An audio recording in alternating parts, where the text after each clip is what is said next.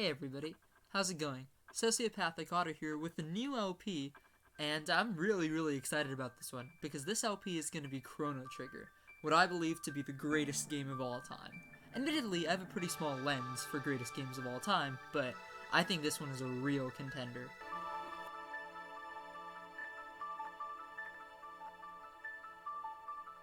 Oh man, I'm so excited to LP this because it's actually one of my favorite games. I'm also playing it randomized, so I'm playing the Wings of Time randomizer, which is on GitHub. So, Chrono is not usually this unique color of green. He doesn't usually feel shaded like Cell or Meruem, but in this specific case, I guess they must have randomized portraits. One interesting thing about Wings of Time before I get started is the fact that it changes Chrono Trigger from a sequential RPG to a much more open-ended experience. So you can go into different places and different locations in different orders. Should be pretty interesting to see how that actually works out.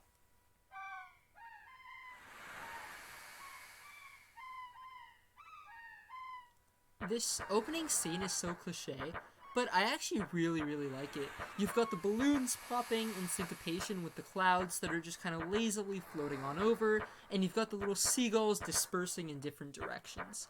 It paints this really festive scene, and it's just a really pleasant, nostalgic way to get into what is a very pleasant, nostalgic game. I really do think this game is exceptional. In no small part because we have such interesting palettes and such interesting colors. Chrono's hair is going to be very interesting to look at this whole game. Alright. So, we start off the game a little bit slow. He looks like Meruem. Oh, I'm so excited for Meruem Chrono. This is gonna be awesome. And I like that run is automatically enabled, so let's just get right into it. Finally. By the way, that inventor friend of yours.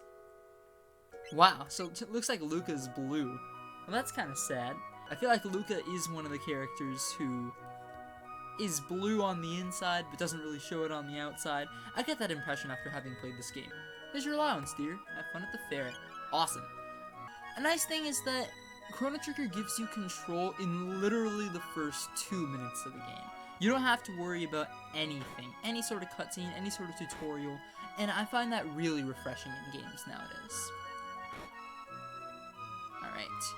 So, one minor note that I wanted to make about Luca, right after I finished reading this text, is that Luca is actually a person who has a very chill personality, in the sense that she's very calm and she thinks under pressure. There's another character coming up who has the exact opposite personality, very fiery and generally passionate about life. So the passionate character has ice abilities and Luca has fire abilities. So that's an interesting little subversion based on personality. I am really not going to get over the fact that everybody is shaped so differently in this game. Not necessarily in terms of actual sprites, but just the colors and the way they kind of impact the general feel and aesthetic of the game. So this is the best sword in the game. It's kind of funny to see that at this kind of childlike vendor's location, but it is pretty cool to randomize games and see those little things occurring. Did I run into her or did she run into me? I'm not quite sure what happened there. Alright, her pendant. Okay, so Chrono Trigger is a game where every little thing matters to a certain degree. I'm gonna go talk to this girl real quick before picking up her pendant. Don't tell me I lost it. And you go and get it. Alright, cool. May she have it back? I'm kind of inclined to answer no, because this choice, it seems trivial because this is an RPG, but it actually ends up mattering a little bit down the road, so that's one of many things I'm excited to show off in this game. Yeah, she can have it back. Great. By the way, my name is, Satan. Oh my goodness. So, Morrow has a blue sprite with red eyes, and she looks borderline satanic. I'm pretty excited for this run. And your Chrono, what a nice name. Awesome. So now we've got 2 party members, and we can explore the fair.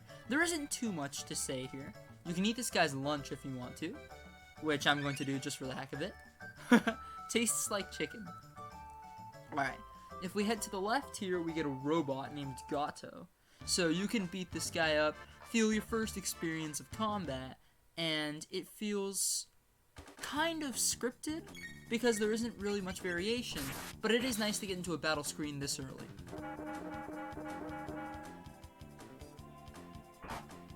Alright, this is one of the many things I like about Chrono Trigger, by the way, and I feel like I'm going to be using that sentence structure a lot in the next, 20 minutes or so. Here's 15 points, wasn't that fun? Spring! I really like that.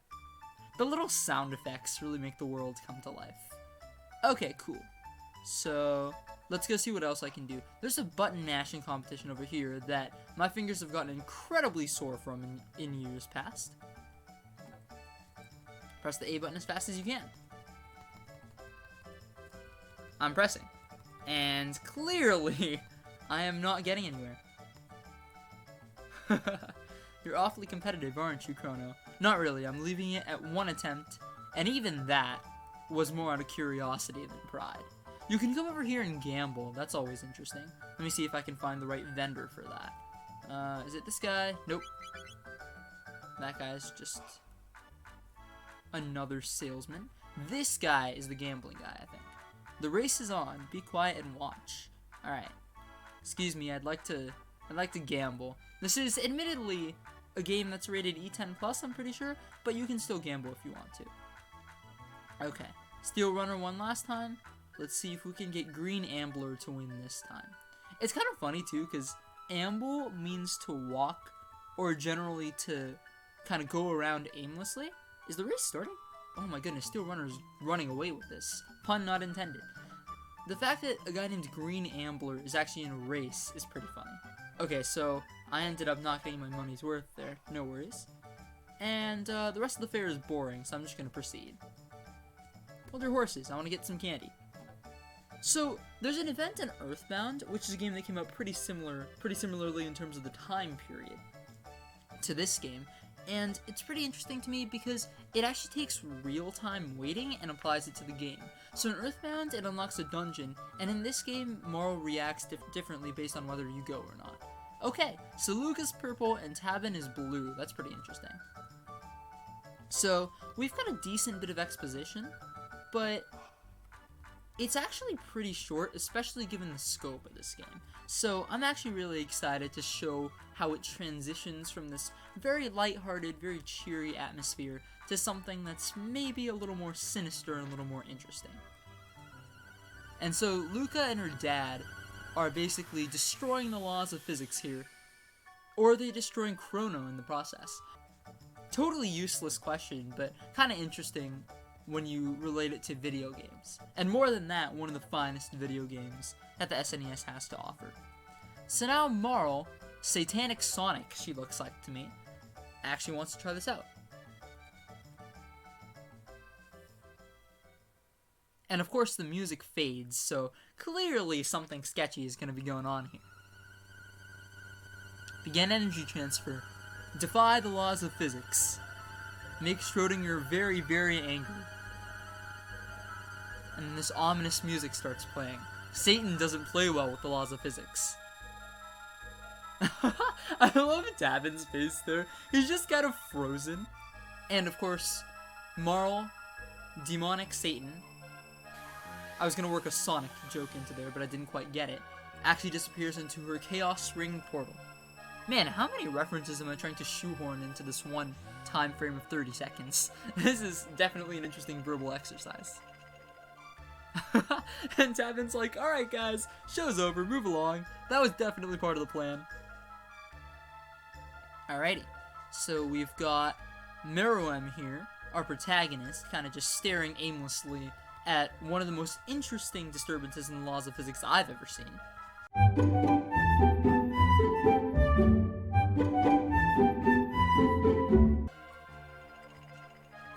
That metaphor kind of broke down. Let's go ahead and move on. And you don't move on by talking to Luca and hearing her talk about Schrodinger physics. You move on by actually moving to get that pendant. Chrono's really got a pendant for doing heroic things. That's funny because pendant and penchant sound similar. Oh man. Sometimes I tend to over-explain my jokes, and I feel as though doing that decreases the hilarity for other people because it's lame. It sounds like something Sheldon Cooper on The Big Bang Theory would do. But for me, it actually increases the hilarity because there's a certain sort of lame dad joke piquancy to that. Piquancy. I can't say those French words. I saw it on Frasier the other day, so that's why I picked it up. I feel like sometimes I add words, unique words, to my lexicon in such a way that I may not necessarily know what they are fully, but I can still apply them into interesting context and kind of flesh out what I'm saying in a more direct and perhaps useful way. So if we leave this area, we get ambushed.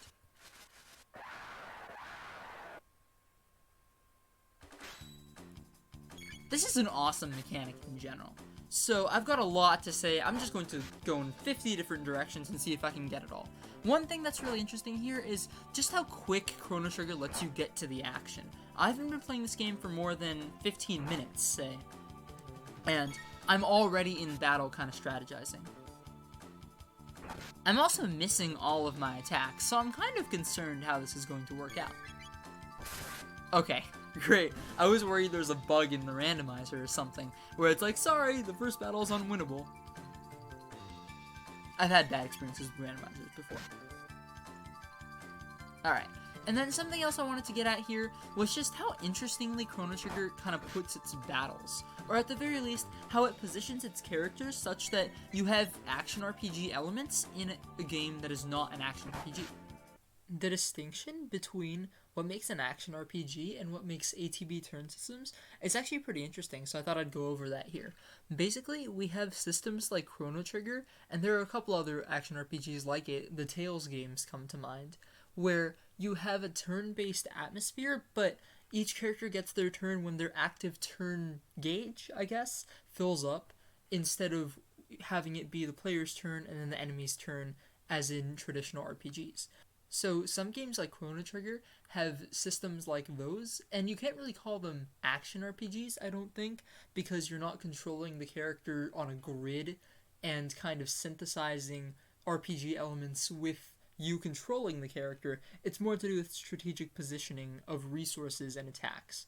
So it's interesting to see how that system with the ATB compares to systems like Earthbound, where it is pretty traditional other than the rolling meter, and actual action RPGs like Aria of Sorrow or Skyrim, where you have agency as the character and level ups actually aid you instead of totally dictate who wins the fight. I do really love the way that you can wait to attack depending on the enemy's position, and that changes things. So I can wait till the imp is close to me, or if it's far away. That's not really important right now, but it was important with Gato, the enemy that I fought earlier, and it's going to be important in future fights.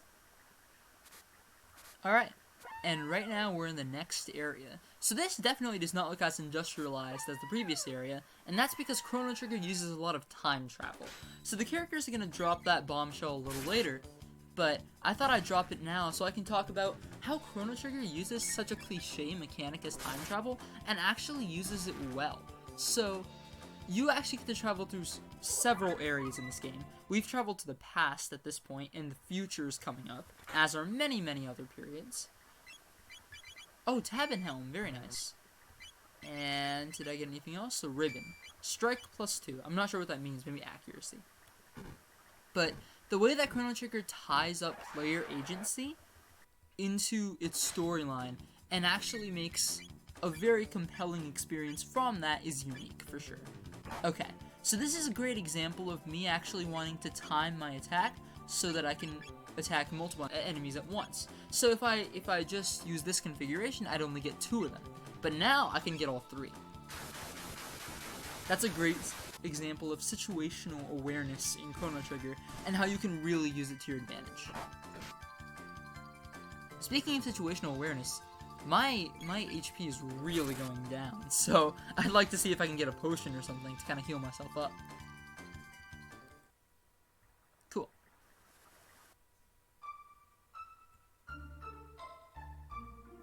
I really love this music. It's called Yearning of the Wind, and it just has a very peaceful, charming quality to it. Very great way, I think, in terms of aesthetic and also in terms of general ambiance and vibe to really get this game going. Okay, I don't necessarily want to use my one potion, or one tonic that I have. Let's see if this guy can give me anything good. Okay, Iron Blade, that looks promising. Or I could buy tonics, and I think I would rather buy tonics. How do 27 tonics sound? Sounds pretty good to me. Okay, I could get a shelter, but I tend to be conservative with these, so I don't know how good those would be. Heals are pretty good. They're called Athenian Kisses in the DS version, I'm pretty sure. So let's get about 5 of these, and Mid-Eaters would be really good, except I don't have any money.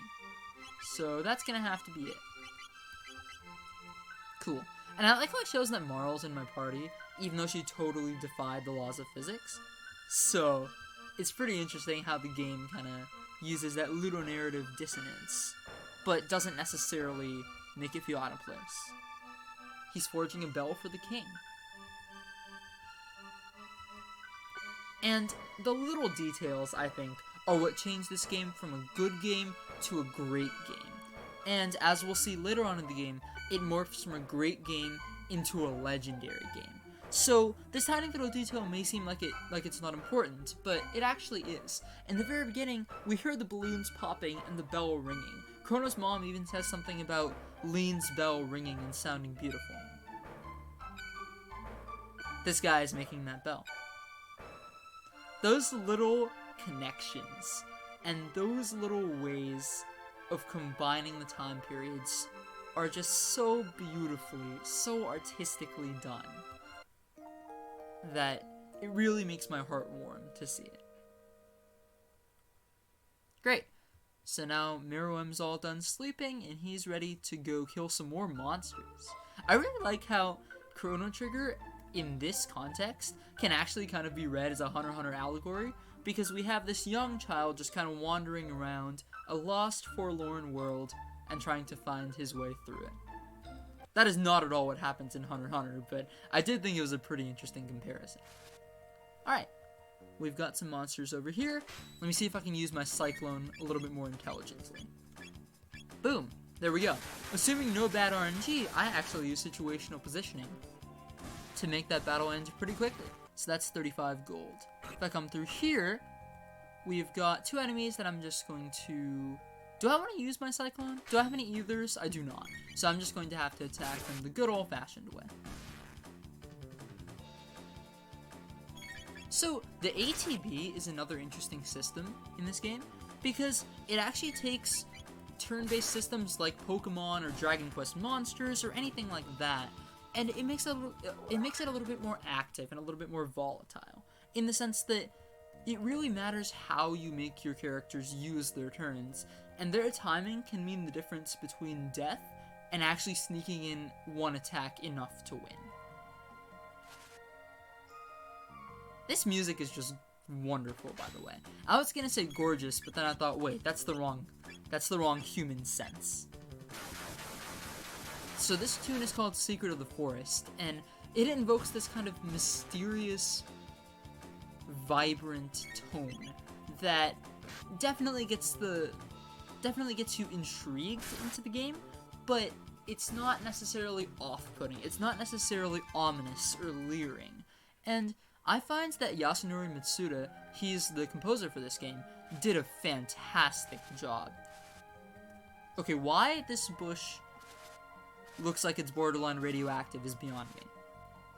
Okay, so there are actually monsters over here, but maybe they're not triggering for some reason? Oh, okay, there we go. You have to walk a certain way, and then the eagles just kind of drop down. I really don't like these guys, so I'm gonna try and see if I can get rid of them. Wow, that's a really interesting mechanic, actually. So the cursor actually flashed on all 3 of them, but because that blue eaglet happened to move out of the way, it only killed 2 of them. That's interesting. I assumed the cursor would take precedence over the physical location on the screen, but I guess the way the developers programmed it, that's not true. Wow. So, I really appreciate how this game is so layered. Okay, this bush is really bothering me. There we go. So I really appreciate how the developers put so much energy and so much passion into this game that even on my third or fourth playthrough, or is it second or third? I'm bad with numbers beyond one.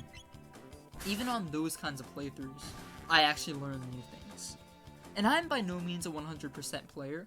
I have to look at walkthroughs of this game sometimes. Nonetheless, I feel like even the most devout 100%er like Chugga Conroy is gonna learn something new in this game every time he plays it. Just because the developers put so much care and so much thought into it. There's a box there that has been sealed with a mysterious energy. We'll see what that's all about later. Alright, Guardia Castle. So Chrono, the delinquent, is just about to be put into prison because of his association with Magus. So Magus is one of the coolest antagonists I've seen in any medium. We'll meet him a lot later. But in the meanwhile, we're gonna have the Queen totally destroying these people with the powers of monarchy. What an interesting form of government. Alright, so Chrono's gonna go accost the Queen. But this game is definitely PG, so even though the scene that's coming up is not necessarily the least nightmare fuel-y scene, it is by no means grotesque. Ah, there you are. It's time for crazy blue Sonic princess lady to meet Cell. I love the palettes here. Come nearer, sir. I don't know why sir was capitalized there. Chrono isn't an official lord. And that's Marl.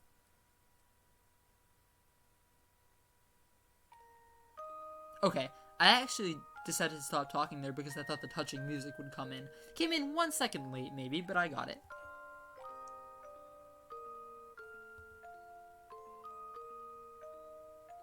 And we've got a touching moment. How sweet. Chrono just establishes his good character, and then something's wrong. Something so wrong that Marl uses a comma instead of ellipses. And speaking of ellipses, I had to actually press A because nothing happened. Wow, I was waiting for that to happen tomorrow, and nothing happened, and I thought, wait, why am I waiting here in complete silence as Marl is not evaporating and once again destroying the laws of physics? Physicists would pay good money to see what happened there. And so, I don't know if Luca has been smoking or if she's been running, because she has fire powers. That's why that joke is funny. Alright. Gone? What do you mean she's gone? I like that. And Luca says, it's just as I thought. I knew I recognized her, only I get to break the laws of physics. She's a member of the royal family in our time! Whoa! I love Chrono's shocked expression.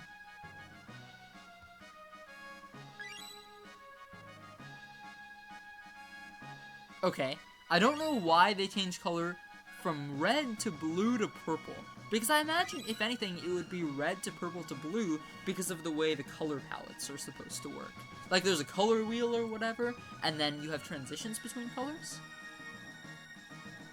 Anyway, if one supersonic is taken out, then so is the next one, and the next one, and the next one, and the next one. It reminds me of that SpongeBob episode where Mr. Krabs and Plankton change places. And Mr. Krabs says, I'll come back the next day, and the next day, and the next day, and the next day. And he just says that ad nauseum. It really cracks me up. Cool. So we want to get rid of that imp and save history for good. So of course we have Meruem and Purple Genius. Cool. Let's keep going. Is Marl still in my party, by the way? She is not. Only Luca's in my party. Very nice. So Chrono is looking good. He's at level 5, and he looks very, very green. I don't think he's green with envy. He's just green. And we've got Luca, who is not necessarily in possession of the best equipment, but she has a silver earring. Holy cow!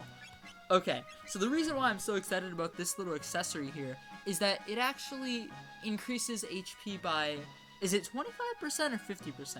I don't quite remember. I think it's 50%, because the gold earring is 100%. These guys are a little slow on the uptake. There's no queen anymore, because she disappeared.